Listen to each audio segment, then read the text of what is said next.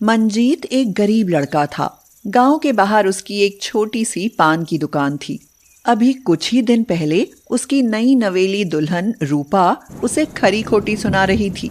मायके में तो गरीब थी ही, सोचा था ससुराल में जाकर राज करूंगी, लेकिन यहाँ तो लगता है वहाँ से भी ज्यादा गरीबी के दिन देखने पड़ रहे हैं। इससे अच्छा तो मेरी शादी कालू नाई से ही हो जाती, तो वो भी मुझे पलकों पर बिठा कर रखता। हाँ अरे हाँ, कालू नाई ना हुआ कोई राजकुमार हो गया। अरे अब इसमें मेरी क्या गलती है? ये बारिश है कि रुकने का नाम ही नहीं ले रही। ना जाने कौन सी दुश्मनी निकाल रही है मुझ गरीब से। और एक तुम हो जो सुबह से खरी खोटी सुनाई जा रही हो। गाल तो देखो, गुस्से में टमाटर की तरह लाल हो गए। टमाटर की तो बात ही ना करो, जानते हो ना कितने महंगे हो गए हैं। मैं तो टमाटर की चटनी के लिए भी तरस गई हूँ। और तुम्हारा काम देखकर तो मुझे तो ऐसा लगता है जैसे लोगों ने पान ही खाना छोड़ दिया है। अरे पगली, लोग इस मौसम में पकौड़े खाते हैं, पान नहीं। तो पकौड़े ही बेच लो, कुछ तो करो। क्या पकौड़े बेच लूं? लेकिन ये तो बताओ, पकौड़े बनाएगा कौन? मैं बनाऊंगी पकौड़े और तुम बेचोगे। अब तो बस थोड़ा बारिश रुकने का इंतजार था। जैसे ही बारिश रुकी, मंजीत पकौड़े बनाने का सामान ले आया और दोनों पकौड़े बनाने की तैयारी में जुट गए। लो, हो गया सामान तैयार, अभी मैं पकौड़े तल देती हूँ। तब तक आप बाहर मेज बिछा लीजिए। कुछ लोगों को बताइए तो सही कि हम लोग पकौड़े बनाकर बेचने वाले हैं। अरे हाँ, ये भी ठीक कहा तुमने। मैं बाहर सबको बुलाकर बताता हूँ। ओ बिरजू भैया, चमेली काकी, हरिया काका, अरे जरा इधर आओ। आज से पकौड़े बेचने का काम शुरू किया है। अरे जरा शुरुआत तो करो। अंदर से रूपा टोकरी भरकर पकौड़े ले आई। बिरजू बोला, अरे वाह, ये भी अच्छा हुआ कि तुम गांव में ही पकौड़े बेचने लगे। अब पकौड़े बनाने के लिए घरवाली की खुशामद तो नहीं करनी पड़ेगी। चमेली काकी ने कहा, अरे वाह, खुशबू भी बहुत अच्छी आ रही है, मुंह में पानी आ गया। अब एक प्लेट दे ही दो। काकी 20 रुपए की प्लेट है। कोई नहीं, तुम दो तो सही। हमें भी मालूम है कि बेसन और तेल बहुत महंगे हो गए हैं। मंजीत के सारे पकौड़े बिक गए। गांव वालों ने जमकर तारीफ की। रूपा और मंजीत बहुत खुश हुए। उन्हें तो उम्मीद ही नहीं थी कि पहले ही दिन उनके इतने सारे पकौड़े बिक जाएंगे। शाम को कुछ लोग पहले से बोल गए, भाई सुनो मंजीत, आज तो हमें पकौड़े मिले नहीं, लेकिन कल जरूर मिलने चाहिए। जरा हम भी तो देखें, ऐसा क्या है तुम्हारे पकौड़ों में जो पूरे गांव में तारीफ हो रही है। रूपा, मुझे तो कल की चिंता होने लगी है। कल बहुत सारे पकौड़े बनाने होंगे। आप चिंता मत करो, मैं सुबह जल्दी उठकर बना लूंगी। सुबह जब मंजीत की आंख खुली, तब तक रूपा बहुत सारे पकौड़े तल चुकी थी। मंजीत खुश होकर बोला, रूपा, अगर तुम यूं ही मेरा साथ देती रही तो देखना, एक न एक दिन सफलता हमारे कदम जरूर चूमेगी। कई महीने गुजर गए। कुछ दिन तो गांव में पकौड़े खूब बिके, लेकिन धीरे धीरे अब ग्राहकों की संख्या कम होने लगी। लगता है अब ये काम गांव में ज्यादा नहीं चल पाएगा। मैं तो कहती हूँ कि आप गांव से बाहर पकौड़े बेच आया करो। हाँ, ये बात तो मैं भी सोच रहा हूँ। क्यों ना एक ठेला ही ले लूं। मंजीत अब पकौड़े ठेले पर बेचने लगा। मंजीत पकौड़े वाले का दूर दूर तक नाम होने लगा। उसके आने से पहले ही लोग उसके इंतजार में खड़े रहते थे। मंजीत के ठेले से कुछ दूरी पर ही सोनू शिकंजी बेचा करता था।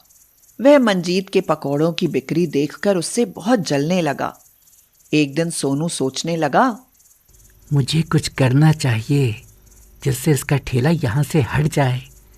इसके यहाँ रहने से मेरी शिकंजी की बिक्री कम हो गई है।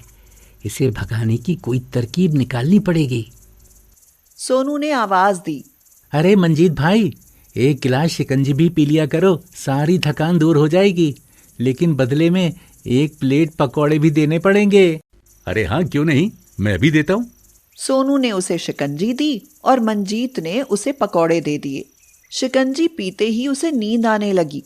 वैसे भी अभी ग्राहक नहीं थे, इसलिए वह चादर बिछाकर वहीं लेट गया और उसे गहरी नींद आ गई। अरे वाह, शिकंजी में मेरी मिलाई नींद की गोली असर कर गई। अब मैं जल्दी से ये पकोड़े घर ले जाता हूँ। बच्चे पकोड़े खाकर बहुत खुश होंगे। 1 घंटे बाद मंजीत की आंख खुली। उसने देखा कि ठेले पर सिर्फ 2-4 पकौड़े ही रखे हैं। उसने सोनू को आवाज देकर पूछा, अरे भाई, क्या ठेले पर कोई आया था क्या? अब पकौड़े बहुत कम हो गए हैं। बड़ी गहरी नींद में सोते हो यार। मैं तो घर खाना खाने चला गया था, मुझे कैसे पता होगा? मंजीत को लगा कि क्या पता उसके सोने के बाद कोई पकौड़ों को उठाकर ले गया हो। वह सोनू से बोला, वैसे शिकंजी बहुत अच्छी थी, पीने के बाद बहुत सुकून मिला।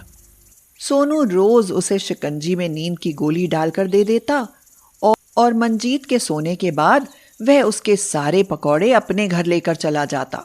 मंजीत बहुत परेशान था। वह सोचने लगा, ये हो क्या रहा है? आजकल मुझे इतनी नींद क्यों आती है और सारे पकौड़े खत्म कैसे हो जाते हैं? हमेशा आलस में रहना अच्छी बात नहीं है, जरा चौकस रहा कीजिए। मैं रोज इतनी मेहनत से पकौड़े बनाती हूँ और आपके सारे पकौड़े चोरी हो जाते हैं। ऐसे क्या आसपास वालों को भी कुछ पता नहीं चलता क्या? किसे पता होगा? पास में सिर्फ एक शिकंजी वाला है, वो भी मेरे सोते ही अपने घर खाना खाने चला जाता है। सुनो, तुम बाहर कुछ खाते पीते तो नहीं? हाँ, दोपहर में 1 गिलास शिकंजी जरूर पीता हूँ। क्या? अच्छा, ये सब खेल शिकंजी का तो नहीं? अरे नहीं, बदले में वो 1 प्लेट पकौड़े भी लेता है। तब तक बहुत पकौड़े होते हैं, लेकिन सोने के बाद सब खत्म। कुछ कहने की जरूरत नहीं, मैं सब समझ गई। कल जो पकौड़े बनाऊंगी ना, वो बेचना मत और शिकंजी भी मत पीना। बाकी मैं सब देख लूंगी। अगले दिन सोनू ने पूछा, अरे भाई मंजीत, आज पकोड़े नहीं बेचे? नहीं भाई, आज मन कुछ ठीक नहीं है। नींद आ रही है, कुछ समय सो जाता हूँ, उसके बाद बेचूंगा। मंजीत सोने का नाटक करके लेट गया। सोनू उसे सोते हुए देख सारे पकौड़े टोकरी में भरकर चलता बना। उसने अपनी पत्नी को पकौड़े देते हुए कहा, आज तो वो जल्दी सो गया, इसलिए मैं सारे पकौड़े उठा लाया। चलो बैठकर खाते। पकौड़े खाते ही सोनू और उसके परिवार को तुरंत ही बुरी तरह दस्त लग गए। सोनू घबराकर बोला, हे भगवान, ऐसा तो पहले कभी नहीं हुआ। आज तो भगवान ही बचाए, शौचालय से आते ही दोबारा जाना पड़ रहा है। आज जब से पकौड़े खाए हैं, बुरी हालत हो गई है। पता नहीं कल मुहे ने आज कैसे पकौड़े बनाए थे। चलो तो जरा मेरे साथ, अभी उसे जाकर सुनाता हूँ। सोनू और उसकी पत्नी बच्चों समेत मंजीत के पास पहुंच गए। आज रूपा भी मंजीत के साथ ठेले पर ही खड़ी थी। मंजीत ने पूछा, अरे भाई सोनू, ये क्या हाल बना रखा है? और आज शिकंजी भी नहीं बेच रहे? आज तुम्हारे पति ने पकौड़ों में क्या मिला दिया है? जब से खाए हैं जान निकली जा रही है। लेकिन तुमने तो पकौड़े खरीदे ही नहीं, फिर कहाँ से खा लिए हमारे पकौड़े? मुझे माफ कर देना, मैं रोज तुम्हारे पकौड़े चुराकर अपने बच्चों को खिला देता था, लेकिन कभी कुछ नहीं हुआ और आज जान पर बन रही है। देखो, मैंने पकड़ लिया ना चोर।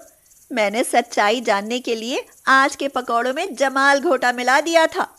अब आया ना मजा चोरी के पकौड़े खाने में। सोनू और उसकी पत्नी उनसे माफी मांगने लगे। चलो, हमने माफ किया और आगे से कभी पकौड़े खाने हो तो हमारी दुकान पर आ जाना।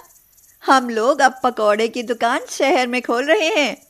कुछ दिनों बाद ठेले पर पकौड़े बेचने वाले ने शहर में दुकान खोल ली और अब सोनू और उसकी पत्नी भी उसी दुकान पर काम करते थे। शीला बहुत ही लालची सास थी। 2 बहुएं थीं, लेकिन वह बहुओं को नौकरानी बनाकर रखती। खुद तो वह रेशमी बनारसी साड़ियों में सजी रहती और बहुएं बेचारी गरीबों सी दिखाई पड़ती। दीपा बहू, जरा आज मालपुए बना दो, मीठा खाने का मन कर रहा है। माँ जी, आप जानती हैं ना कि देवर जी का काम छूट गया है और अकेले प्रभात की कमाई में गुजारा हो रहा है। आप तो बुजुर्ग हैं, थोड़ा जबान पर काबू रख सकती हैं। घर में बच्चे भी तो हैं। बहू, कम बोलो, बुजुर्ग होगी तुम्हारी माँ। आई बड़ी मुझे बुजुर्ग कहने वाली। देखो, मेरे बाल तुमसे ज्यादा काले ना हो तो बताओ। एक दिन शीला बाजार जा रही थी तो रास्ते में एक जादूगर जादू दिखाता हुआ मिला। आइए आइए, देखिए मैं किस तरह अपना रूप बदलता हूँ। देखिए मैं किसी का भी रूप ले सकता हूँ। ये तो बड़े काम का जादूगर है। अगर मैं इससे रूप बदलने का हुनर सीख लूं तो मजा आ जाए। जादूगर, क्या ये रूप बदलना मुझे भी सिखा सकते हो? क्यों नहीं ताई, ये अपने गले का हार दे दो तो तुम्हें ये गुण सिखा दूंगा। मेरी बात सुनो, ताई होगी तुम्हारी अम्मा। कुछ तो शर्म करो, तुम्हारी छोटी बहन सी लगती हूँ। और पकड़ो हार, मुझे सिखाओ कि रूप कैसे बदलते हैं। जादूगर ने कुछ मंत्र पढ़े और कहा, अच्छा ठीक है, अब 2 बार ताली बजाओ और बोलो किस रूप में आना चाहती हो। लेकिन हाँ, ध्यान रखना, जिस दिन तुमने लाल रंग का कपड़ा पहन लिया ना, उस दिन तुम्हारा जादू खत्म। बस इतनी सी बात, मैं अभी से लाल रंग का त्याग करती हूँ। वह ताली बजाकर बोली, मुझे एक लड़का बना दो। वह तुरंत एक लड़का बन गई। शीला बहुत खुश हुई। अब तो वह मन चाहा रूप बदल सकती थी। वह घर गई, सोचा कि किसका रूप बदलूं कि बहुओं को चकमा दे सकूं। छोटी बहू राखी की माँ बनकर जाती हूँ, कुछ तो खातिरदारी होगी। शीला छोटी बहू की माँ बनकर घर आ गई। राखी, कहाँ है बेटी? देख, तेरी माँ आई है। राखी ने कहा, माँ, आज कैसे बेटी की याद आ गई? तुम आ रही हो, कम से कम फोन करके ही बता देती, मैं कुछ खाने पीने का बंदोबस्त करती। तेरी बहुत याद आ रही थी, रहा नहीं गया सो आ गई। राखी, मैं माँ के लिए हलवा बना देती हूँ, तब तक तुम दोनों बातें करो। शीला सोचने लगी, अरे वाह, माँ के लिए हलवा और सास के लिए घर में तंगी चल रही है। अरे रहने दे बेटी, हलवा खाकर तो मन ऊब गया है। क्या बनाऊं माँ, आप ही बता दो। मालपुए बना लो, वैसे भी तुम्हारी भाभी को बनाने नहीं आते। दीपा और राखी एक दूसरे का मुंह देखने लगी और सोचने लगी, कहीं माँ जी आ गई तो कहेंगी कि मेरे लिए नहीं बनाए और अपनी माँ के लिए बना रही हो। तुम्हारी सास नहीं दिखाई दे रही, कहीं गई है क्या? वो घर में टिकती ही कहाँ है, शॉपिंग गई हैं। अपनी सास के लिए ऐसे नहीं बोलते बेटी, अभी उनकी उम्र ही क्या है, तुम्हारी जेठानी सी लगती है। बूढ़ी घोड़ी लाल लगाम, मेकअप करने से उम्र नहीं छुपती माँ।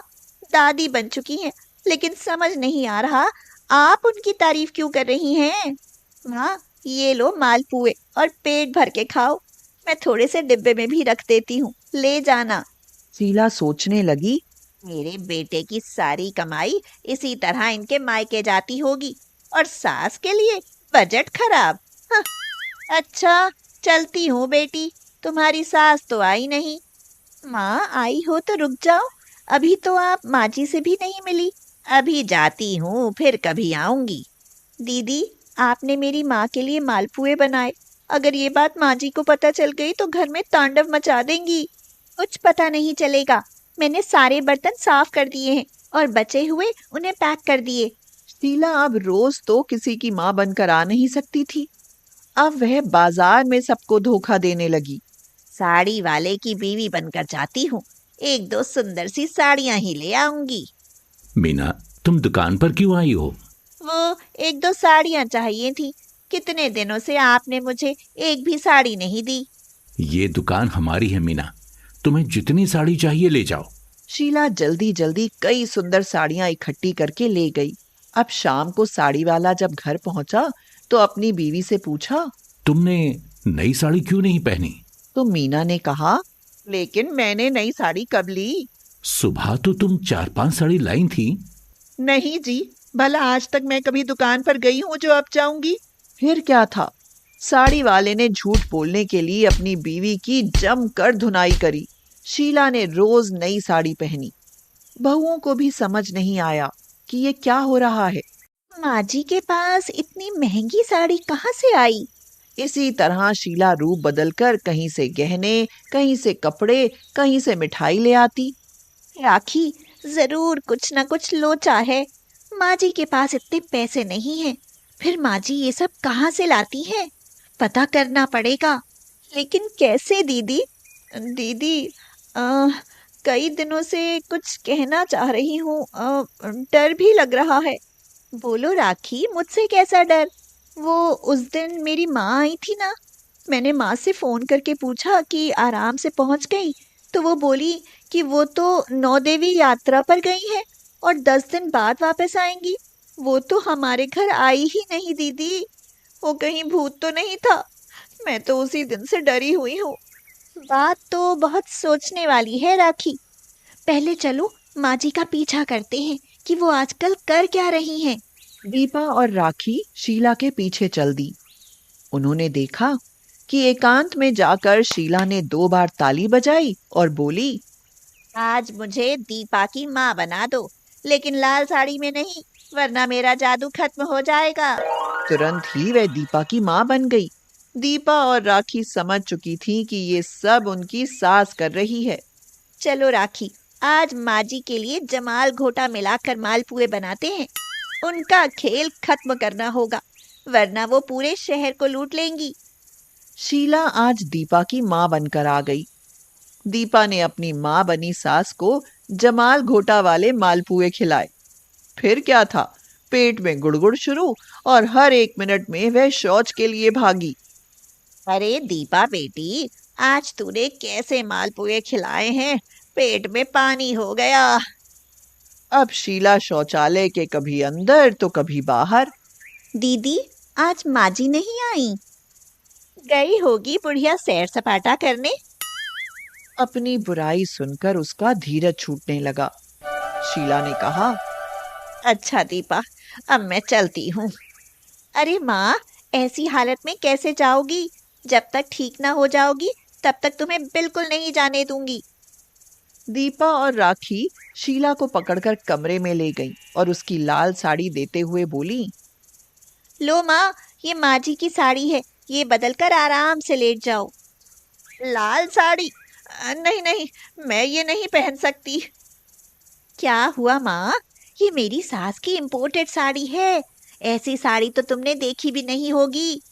राखी, मेरी माँ की तबीयत बहुत खराब है, जरा कपड़े बदलने में मदद करो।